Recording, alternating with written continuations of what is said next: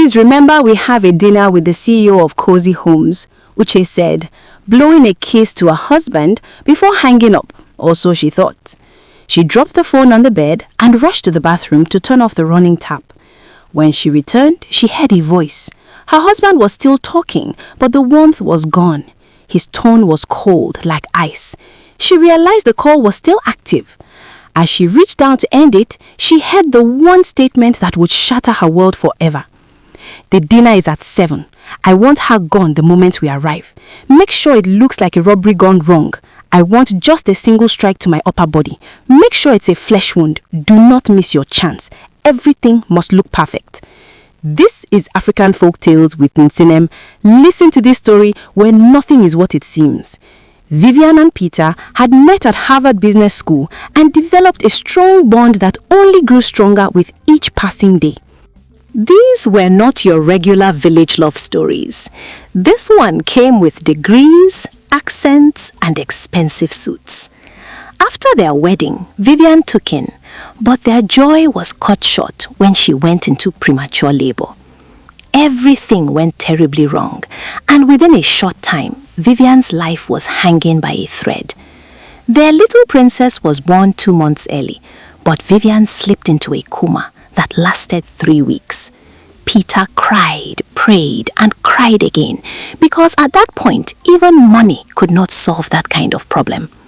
By some miracle, Vivian survived, and eventually they returned home with their bundle of joy. 8 years later, when Peter's family began pressuring him to have a male heir, he refused to be bothered. Every family meeting, somebody would clear throat and say, "Peter, you know," and he would just stand up and leave. He didn't owe anybody explanation. The truth was, Vivian's womb had been ruptured during childbirth. Peter had already made up his mind. If she survived, 1 child was enough for him. No pressure, no second wife, no nonsense.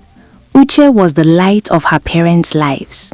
In fact, if Uche said she wanted the moon, Peter would first ask, "Do you want it in dollars or naira?"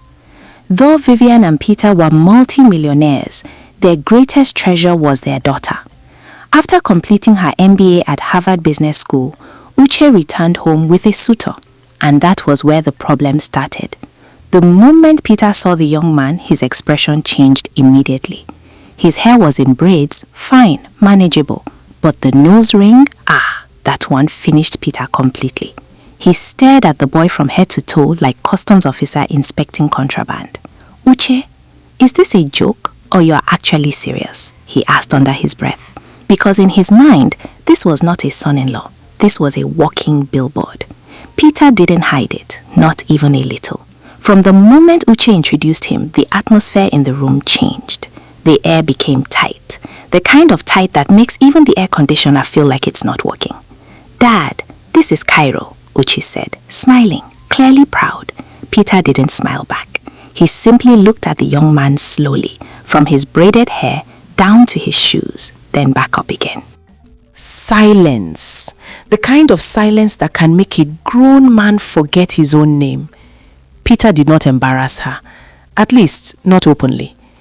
"You are welcome," he said, extending a hand.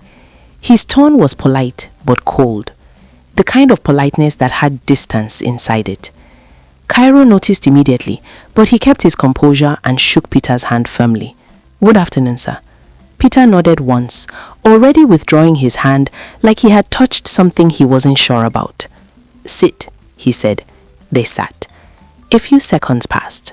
No questions, no warmth, just silence. Uche shifted slightly, trying to ease the tension.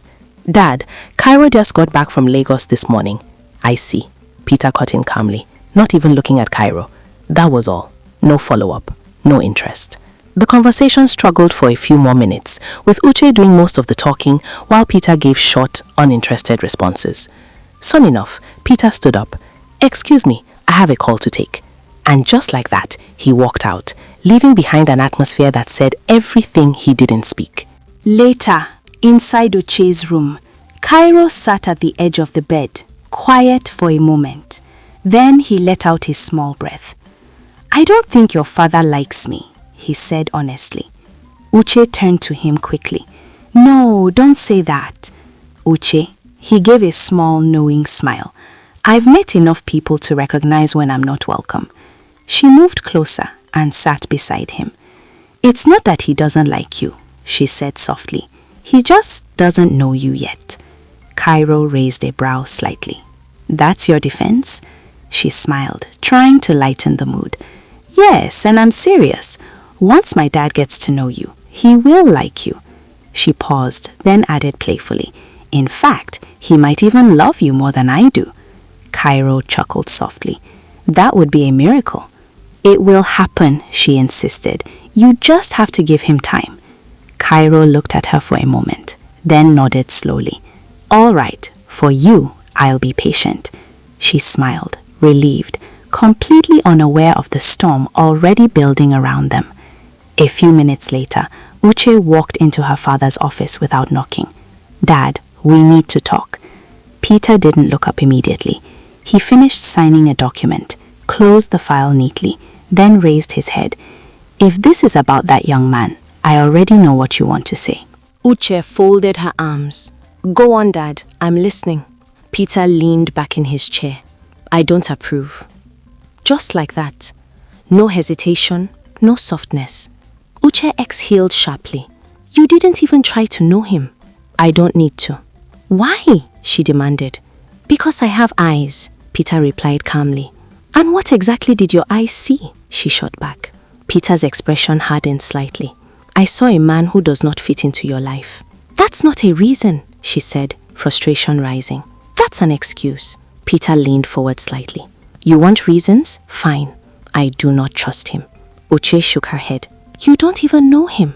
Then enlighten me, Peter said, folding his arms. That was all the invitation she needed. He owns a record label, Uche began quickly. Not a small one. Top artists are signed under him. He directs major music videos, the kind you see trending everywhere. And he owns an oil well. She stepped closer, her voice filled with conviction. Dad, he's successful. Very successful. Peter listened quietly. Then he let out his soft, almost amused breath. Finished? He asked. Uche blinked. Yes. Peter leaned back slowly, studying her like she had just said something naive. Uche, he said calmly, do you know what you stand to inherit? She frowned slightly. That's not the point. It is exactly the point, Peter cut in. Everything I have built, every company, every asset, every investment will be yours. He paused, letting that sink in. Compared to you, that young man you brought into my house is a church rat. The words hit hard. Uche's eyes widened. Dad, I said what I said, Peter continued, his tone firm and unshaken. You are talking about record label and music videos like you are describing a billionaire. Uche, the level you are on, he has not even started climbing. That's not fair, she argued, hurt creeping into her voice. You're reducing everything he has worked for.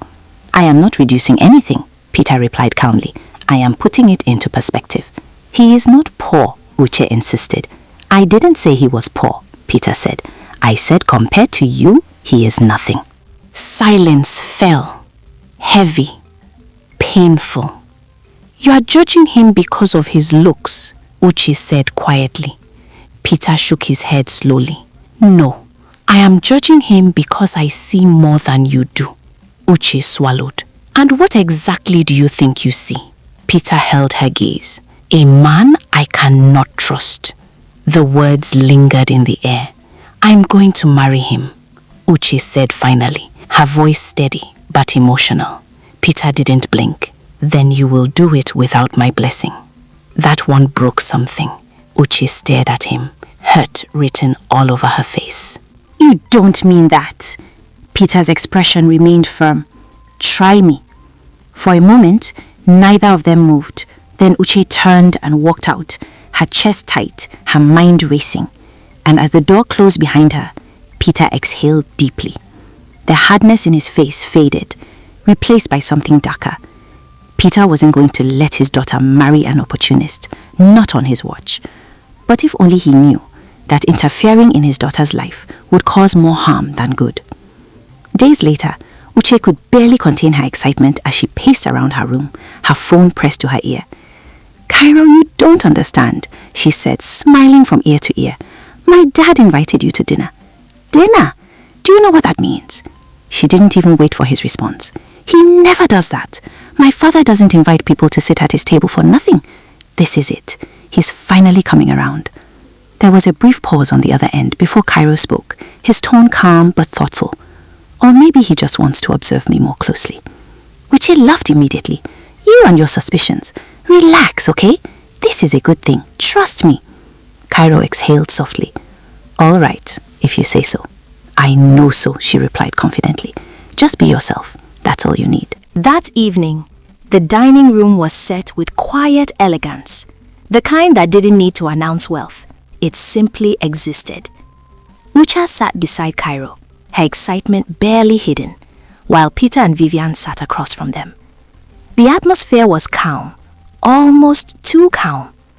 You're welcome, Vivian said warmly, trying to bridge the gap her husband had created earlier. Cairo nodded politely. Thank you, ma.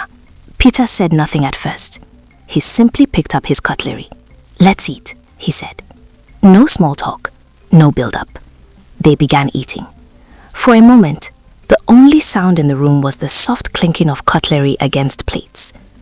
Uche kept stealing small glances at her father, waiting for something, anything, that showed approval. But Peter's expression remained unreadable. Cairo maintained his composure, calm and respectful, matching the silence with quiet confidence. Then suddenly, footsteps, firm, uninvited. The dining room door opened, everyone turned, and a man walked in, tall, composed, incredibly handsome. Uche glanced at him. The confusion she felt was evident on his face. The room shifted. Because whatever this dinner was supposed to be just changed. Uzor didn't wait to be asked twice. He stepped in with quiet confidence, like someone who already knew he belonged there. Uche's confusion deepened as her eyes moved from him to her father. Peter was already on his feet.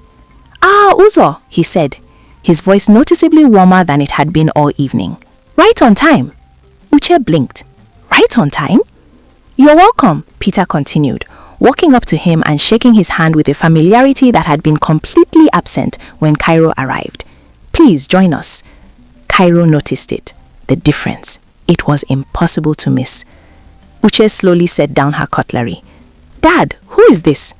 Peter turned, almost like he had just remembered she was there. Oh, forgive me. Uche, this is Uzor. He gestured toward the young man with a hint of pride. The son of the co-founder of one of our major companies. Uche frowned slightly. I don't think we've met before. Uzor smiled politely.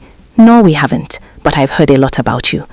There was something smooth about him, polished, controlled. Peter motioned for a chair to be brought. Sit, sit, he urged. And just like that, Uzor was seated at the table. Dinner resumed, but everything had changed. Peter turned his full attention to Uzor, completely ignoring Cairo, as though he no longer existed. So, how is your father? Peter asked, his tone relaxed, almost friendly. He's well, sir. He sends his regards, Uzor replied. Good, good, Peter nodded approvingly. A brilliant man, very disciplined. Not many people build empires the way he has. Uche glanced at Cairo. He said nothing, just quietly continued eating. Peter went on, clearly impressed. And I hear you've taken over a large part of the business already? Uzor smiled modestly. I'm learning, sir. Trying to expand what he started. That's how it should be, Peter said, nodding. Legacy, structure, vision. Each word felt intentional, directed. Uche shifted uncomfortably. Dad! But Peter wasn't done. You see, Uche, he continued, finally glancing at her. This is what I've always told you. A man must understand responsibility early, not just chasing trends up and down. The jab was subtle, but it landed. Cairo's hand paused briefly on his cutlery, then continued like nothing happened. Uche frowned. Dad, that's not fair. I'm only speaking the truth, Peter replied calmly. Uzor here understands what it means to build and sustain something that lasts. Uzor remained composed, though even he seemed aware of the tension now building at the table. Uche's voice tightened. You invited him here for this. Peter ignored the question completely. Instead, he turned back to Uzor. And your new project, the expansion into oil and gas, I've heard good things. Uche's eyes widened slightly. Oil and gas. Peter nodded approvingly. That is how real wealth is built. Not noise, not temporary theme. Structure. Silence. Heavy. Uncomfortable. Uche looked at Cairo again. This time he looked back at her, and in his eyes she saw it clearly. He understood exactly what was happening, and he wasn't surprised. But Uche, this was the moment it hit her. This dinner was never about acceptance. It was a setup. Uche didn't wait for the dinner to end. The moment she could excuse herself, she stood up, forced a tight smile, and walked out of the dining room. Her chest was tight, her steps quick, her mind racing. By the time she got to her room, she shut the door behind her and leaned against it, letting out a shaky breath. What was that? She whispered to herself. A soft knock came a few minutes later. Uche, can I come in? It was her mother. Uche hesitated for a second before opening the door. Vivian walked in gently, her expression calm, almost like she had expected this. My dear, she said softly, walking closer. You left the table in a hurry. Uche let out a small, bitter laugh. Did you expect me to stay there and watch that? She asked, her voice trembling slightly. Dad didn't even try to hide it. He completely ignored Cairo and started parading someone I've never even met before. Vivian sighed and sat on the bed, patting the space beside her. Come, sit. Uche shook her head at first, then slowly walked over and sat down, folding her arms tightly. You shouldn't be offended by your father, Vivian began gently. Uche turned to her immediately. Not be offended? Mom, he embarrassed me. He embarrassed Cairo. Vivian nodded slowly. I understand how it looked. I truly do. But you have to remember something. Your father has always meant well, even when he doesn't express it properly. Uche looked away, her jaw tightening. He is not doing this to hurt you, Vivian continued. He is doing it because he is afraid. That made Uche pause. Afraid of what? She asked quietly. Vivian reached for her hand. Afraid of losing you. Afraid of you making a choice that could put you in a position where you might suffer later. Uche frowned. Cairo would never. I'm not saying he would, Vivian interrupted softly. But your father doesn't see things the way you do. He looks at life differently. To him, love is not enough. Uche sighed, pulling her hand away gently. So what is enough? Money, status, connections? Vivian gave a small, knowing smile. Security. The word hung in the air.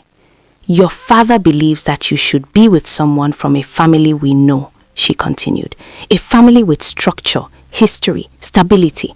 Someone whose background is clear, whose path is predictable. Uche shook her head slowly. That sounds like a business merger, not a marriage. Vivian let out a soft chuckle. To your father, sometimes it is both. Uche couldn't help the faint smile that tugged at her lips, but it faded quickly. He just wants to make sure you are financially protected, Vivian added. That no matter what happens, you will never lack, never struggle, never depend on uncertainty. Uche looked down at her hands. But I'm already protected, Mom. I have my own life, my own career. I know, Vivian said. But to him, that is not enough. He wants a man who adds to that protection, not one he feels unsure about. Silence settled between them for a moment. Mom, you met Cairo, Uche said softly. What do you think? Vivian hesitated, just slightly, and Uche noticed. I think, Vivian began carefully, that he seems like a good man. But I also think your father sees something we may not be seeing yet. Uche's brows furrowed. What does that even mean? Vivian sighed. It means sometimes your father trusts his principles more than anything else. Uche leaned back, frustrated. So I'm just supposed to ignore how I feel because of his principles? No, Vivian said gently. But you should not dismiss them completely either. Uche went quiet. Her emotions were all over the place. Anger, confusion, hurt. I just wish he would trust me, she whispered. Vivian reached out and brushed her hair back softly. He does trust you. He just doesn't trust the world around you. That hit differently. Uche swallowed hard. And sometimes, Vivian added quietly, that fear makes him act in ways that push you away. even when he is trying to protect you. Uche didn't respond. She just sat there, thinking. Because for the first time, she wasn't entirely sure if her father was just being controlling, or if he was seeing something she couldn't yet see. But in a very short while, both father and child would literally be fighting to stay alive. Cairo didn't call that night. Uche waited, pacing her room, checking her phone every few minutes, replaying the dinner in her head over and over again. The silence stretched into the next day, then the next. By the third day, she couldn't take it anymore. She went to see him. Cairo opened the door, and for a moment, neither of them spoke. The warmth that used to sit easily between them was gone, replaced by something heavy, final. "Are you going to keep ignoring me?" Uche asked, trying to keep her voice steady. Cairo sighed and stepped aside. "Come in." She walked in slowly, her eyes scanning the room like something might have changed. But it hadn't. Everything looked the same. Only them had changed. "Cairo, what's going on?" she asked softly. He didn't answer immediately. Instead, he leaned against the wall, folding his arms like he was holding himself together. "I think we both know what's going on," he said finally. "No, I don't," she replied quickly. "Because if this is about my dad..." "It is," he cut in gently but firmly. Uche shook her head. "Then forget him. This is about us." Cairo looked at her then, really looked at her, and something in his eyes made her chest tighten. "That's the problem, Uche," he said quietly. "For you, it's about us. For your father, it will never be." "So what?" she snapped, emotion breaking through. "Since when did my father decide who I love?" "He doesn't," Cairo said. "But he decides the kind of life you will have." Uche frowned. "I don't care about that." "But I do," he replied. That stopped her. "I care enough not to be the reason you fight your family every day," he continued. "I care enough not to sit at a table where I'm treated like I don't belong, over and over again." "You're overreacting," she said, though her voice was already shaking. Cairo gave a sad smile. "No, your father made it very clear. And the truth is," he paused, "he's not entirely wrong." Uche stared at him. "What is that supposed to mean?" "It means your world and mine are not the same," he said softly. "And no matter how much we pretend, that gap will always be there." Tears welled up in her eyes.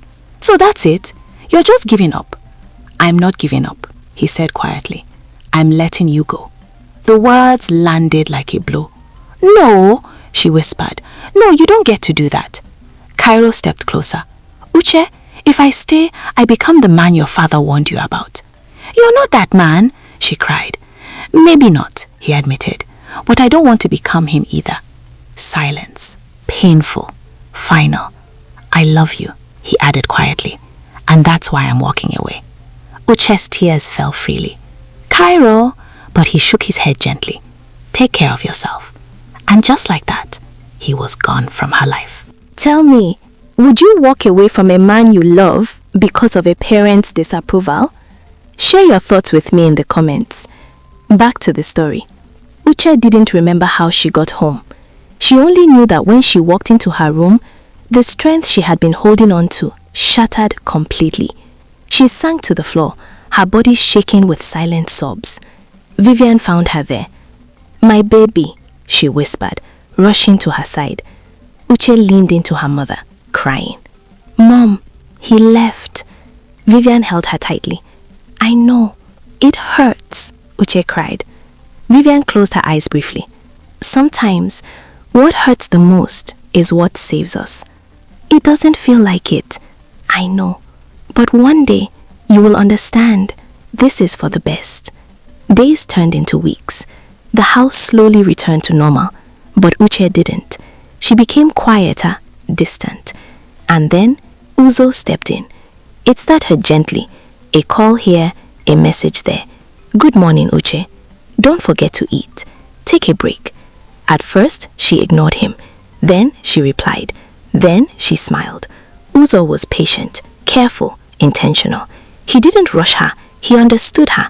Slowly, he filled the space Cairo had left behind. He remembered small details, the way she liked her coffee, the things she said once and forgot. And for the first time in weeks, Uche laughed again. One evening, under soft lights and a quiet sky, Uzor took her hand. "I know you've been hurt," he said gently. "I just want a chance to build something real with you." Uche looked at him, her heart cautious but open. "I will never make you feel unsure," he added. And slowly, she nodded. When Uzor approached Peter for his blessing, it was everything Peter wanted. "Sir, I want to marry your daughter," Uzor said. Peter looked at him, then nodded. "You have my blessing." Plans began immediately. The engagement was breathtaking. Soft lights, elegant decor, family and friends gathered.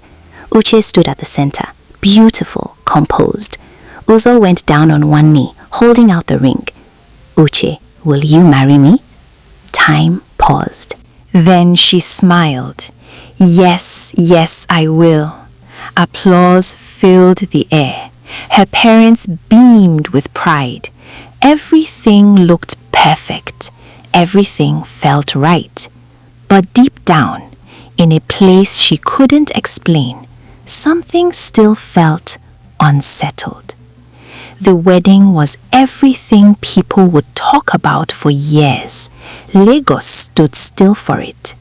The hall glittered like a palace, crystal chandeliers cascading light across gold-trimmed tables, fresh white roses lining every aisle, a live orchestra filling the air with soft, powerful music.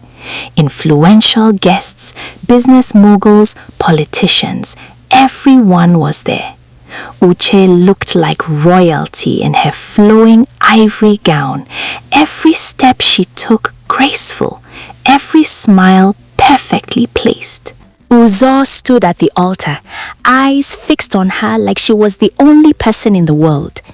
When she reached him, he took her hands gently, his touch warm, steady, reassuring. "You're breathtaking," he whispered. She smiled, the kind of smile everyone expected. But just for a moment, a brief, fragile moment, her gaze drifted past the crowd, and she remembered Cairo. The way he used to look at her, the way his voice softened when he said her name, the way everything felt simple, real. Her smile faltered, just slightly. No one noticed, except her. "Uche?" Uzor's voice pulled her back. "I'm here," she said quickly, tightening her fingers around his. The ceremony went on. Vows were exchanged. Rings were placed. Applause thundered through the hall as they were pronounced husband and wife. And just like that, a new chapter began. The reception was even more extravagant. Champagne flowed endlessly. Laughter echoed. Cameras flashed. Uzor never left her side. He held her close during their first dance, his hand firm at her waist.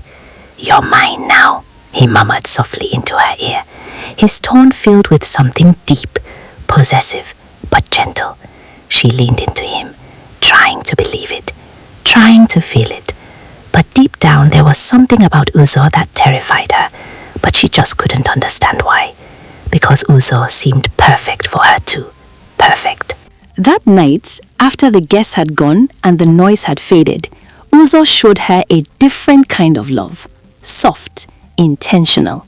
He brushed her hair back carefully, like she was something delicate.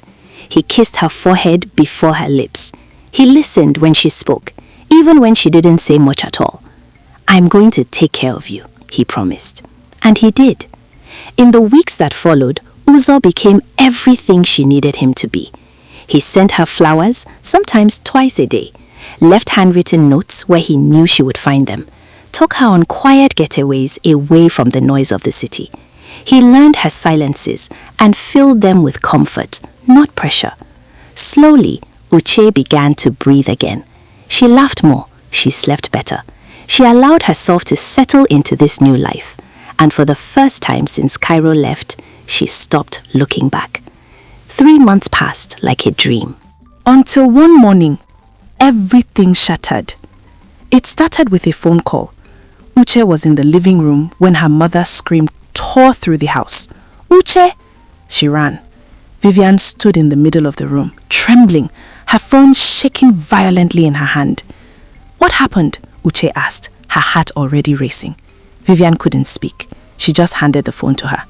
A voice came through, cold, unfamiliar. "We have your husband." Uche's stomach dropped. "What?" "Peter Okafor is with us," the voice continued. "If you want to see him alive, you will do exactly as we say." Her hands began to shake. "Please, please don't hurt him." "Then listen carefully." The line went dead. Panic erupted. Calls were made, security contacted, money arranged. Uzor stepped in immediately, taking control, speaking to people Uche didn't even know existed. "We'll get him back," he assured her firmly. But something felt wrong. The hours stretched into days. No second call, no instructions, just silence. At first, there was hope. "They are playing the waiting game," Uzor said, pacing slowly, phone in hand. "Kidnappers do this sometimes. They want to increase pressure." Uche clung to that explanation. She had to. Her mother barely slept, jumping at every sound, every phone vibration. The house was filled with security personnel, hushed voices, and tension so thick it felt suffocating. But the call never came. Day 3, day 5, a week, still nothing. "Why haven't they called again?" Uche asked one night, her voice fragile, her eyes fixed on Uzor. He didn't answer immediately, and that silence terrified her more than anything. The police got involved. Investigations began. Questions were asked. Roads were traced. Phone lines tracked. Nothing. It was like Peter Okafor had vanished into thin air. No ransom demand, no trace, nobody. Just gone. Vivian finally broke down completely. "He can't just disappear," she cried one evening, clutching Uche's arms. "Your father is not a man that disappears. Someone knows something." But no one did. Or at least, no one was talking. Weeks passed. The house changed. The power her father once carried began to fade from the walls. Meetings stopped. Calls reduced. People who once came running now sent brief messages. Uncertainty replaced authority. Uche felt it. Everything felt unstable. 2 years passed, and still nothing. No calls, no ransom, no trace. It was as though Peter Okafor had vanished from the face of the earth. At first, there had been hope, then patience, then desperation. Now, there was only silence. His kinsmen could not take it anymore. "A man cannot remain in the spirit world without honor," one elder said firmly. "We must lay him to rest, even if all we have are memories." And so they insisted. A funeral would be held. Not because they had found him, but because they had given up finding him. At the funeral, there was no coffin. Just an empty space. A symbolic farewell. Uche stood beside her mother, dressed in black, staring at the hollow center where someone should have been. It didn't feel real. How do you grieve someone when you don't even know where they are? When there is no body, no proof, no closure? "I don't think he's dead," Uche whispered suddenly. Vivian looked at her, eyes red and tired. "I would feel it. Something is wrong. This doesn't make sense." Uzor stepped closer, placing a hand gently on her shoulder. "We have to accept reality," he said softly. But Uche slowly turned to look at him, and for a brief moment, something in her expression changed. Not grief, not denial, something else, suspicion. Because deep down, this didn't feel like an ending. It felt like something unfinished, something hidden. And as she stood there, staring at the empty space meant to represent her father, one thought echoed loudly in her mind. If there's no body, then what really happened to him? Life had to go on, and as Peter's only heir, she was summoned to attend a board meeting. The boardroom felt colder than usual that morning. Uche sat at the far end of the long mahogany table, her fingers interlocked tightly on her lap. The walls that once echoed with her father's commanding voice now seemed to press in on her, heavy with expectation. Every seat was filled. Men and women who had worked under her father for years, decades, now sat watching her, waiting. The chairman cleared his throat. As you all know, the unfortunate disappearance of Mr. Peter Okafor has left a significant gap in leadership. A pause. Respectful, careful. But the company must move forward. Uche swallowed. The board has come to an unanimous decision, he continued, turning slightly toward her. Madam Uche Okafor Uzor, you will assume the position of acting director of the Okafor Group, effective immediately. The words landed, but they didn't settle, not properly.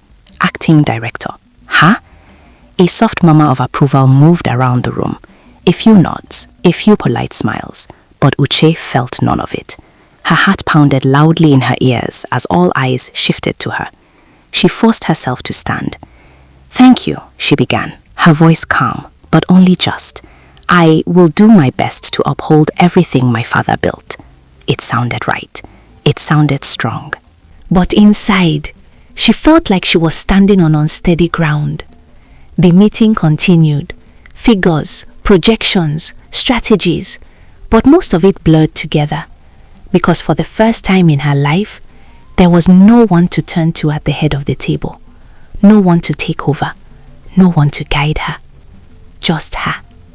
In the weeks that followed, it only got more intense. Calls came in non-stop. Emails flooded her inbox. Invitations, no, summons arrived daily. Meetings with partner companies, meetings with investors, meetings with firms her father had stakes in across industries she barely understood. Oil, real estate, logistics, media. Each one carried weight, each one carried expectation.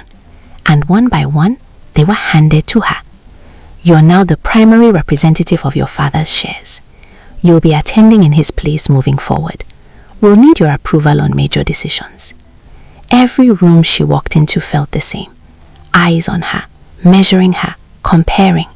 Some respectful, some doubtful, some calculating. She learned quickly to sit straighter, to speak slower, to ask fewer questions out loud. But inside, she was overwhelmed. One evening, after yet another long meeting, Uche sat alone in her father's office.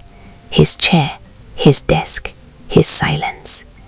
She ran her fingers slowly across the polished surface, her chest tightening. I'm not ready for this, she whispered. The room didn't respond. It never did.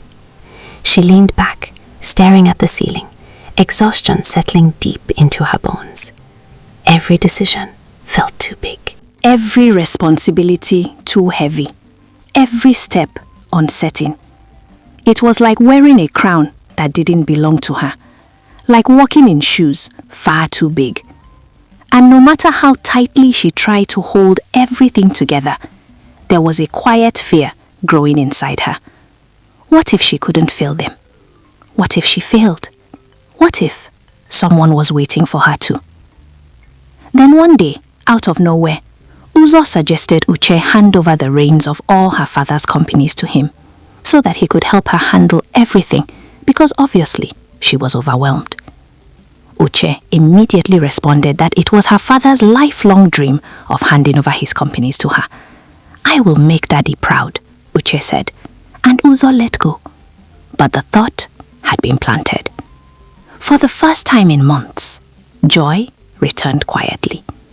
It started with a small realization, a missed cycle, then another. Uche sat on the edge of her bed, her hands trembling, as she stared at the test in her palm. When the truth settled in, she let out his soft, disbelieving laugh, one that quickly melted into tears. I'm pregnant, she whispered. The words felt fragile, beautiful, alive. When she told Uzor, his reaction was everything she didn't know she needed. His face lit up instantly, his eyes softening as he pulled her into his arms. Uche, he breathed, holding her tightly. You've made me the happiest man alive. And just like that, light returned, The house changed. Laughter echoed again. Vivian cried tears of relief, already talking about baby names and nursery colors. Even the staff moved with a different kind of energy, gentler, warmer, and Uche felt whole again. She would rest her hands on her stomach sometimes, smiling to herself, imagining a future that didn't feel so heavy, something pure, something hers. Uzor became even more attentive, more present. He checked on her constantly, made sure she ate, made sure she rested. One morning, just as the sun began to rise, Uche stirred awake to the soft sound of the door opening. She turned slightly. Uzor walked in, holding a tray. Tea, carefully prepared. She smiled sleepily. "You know we have staff for this." "I know," he said gently, setting it down beside her. "But I wanted to. There was something intimate about it. Simple, intentional." He handed her the cup himself, watching as she took the first sip. "You need to take care of yourself," he said softly, "for us." Uche's heart warmed. Even with everything, he chose to do this himself. It felt like love, pure love. "Thank you," she said, her voice soft. He kissed her forehead before leaving for work, and she watched him go, smiling. Later that afternoon, Uche stood in front of her mirror, adjusting her outfit. She had a meeting to attend, one she couldn't afford to miss. She felt good, strong, normal. But as she turned to pick up her bag, she froze. A strange sensation. Then warmth. Her heart skipped. Slowly, she looked down. Blood. Her breath caught instantly. No, no, no, no. Panic surged through her body as her hands began to shake. "Help!" she cried out, her voice breaking. Within minutes, the house was in chaos. Her driver rushed her to the hospital, her mind spiraling, her hands gripping her stomach as if she could somehow hold everything together. "Please," she whispered over and over. "Please be okay." By the time Uzor arrived, she was already being attended to. The hours that followed felt endless. Cold, silent. And then the doctor walked in. One look at his face, and Uche knew. "I'm sorry," he said gently. "We did everything we could." Her world collapsed, just like that. Gone. The joy, the hope, the future she had already begun to love. Gone. Tears streamed down her face as she stared blankly ahead, unable to process the weight of it. Uzor held her, his arms tight around her trembling body. "It's okay," he whispered. "We'll try again." But Uche didn't respond, because this wasn't something you simply tried again. This was something that had lived inside her, something she had already become attached to. The doctor continued gently. "You'll need to be more cautious moving forward. Avoid stress, take only prescribed substances, and ensure everything you consume is properly monitored." She nodded faintly, barely hearing him. Hours later, discharged and exhausted, Uche walked slowly toward the car with Uzor by her side. The world outside felt distant, muted. She sat quietly in the passenger seat, staring out the window as the car moved. Nothing made sense anymore. Nothing felt real. Then, her phone vibrated. She glanced down weakly. A message from the doctor. Her brows furrowed slightly as she opened it. And then, her entire body went still. Her breath caught in her throat. The message was short, but it changed everything. "Mrs. Okafor, please be very careful. The test results show traces of poisoning." Uche's fingers tightened around her phone.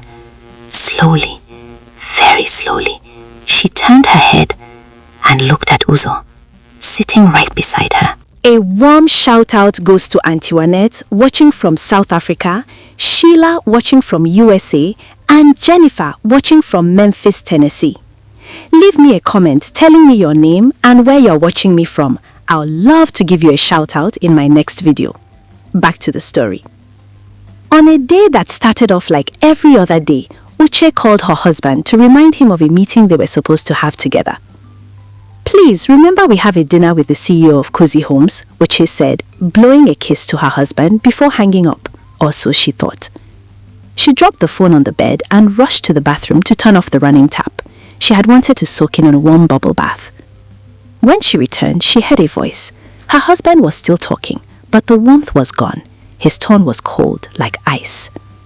She realized the call was still active. As she reached down to end it, she heard the one statement that would shatter her world forever. The dinner is at 7. I want her gone the moment we arrive. Make sure it looks like a robbery gone wrong. I want just a single strike to my upper body. Make sure it's a flesh wound. Do not miss your chance. Everything must look perfect. Uche ended the call immediately. Her hands trembling, her heart pounding. She wasn't just in danger, she was married to it. You don't want to miss part 2, where love, betrayal, and danger collide. Subscribe and hit the notification bell so you're the first to see what happens next in Uche's story.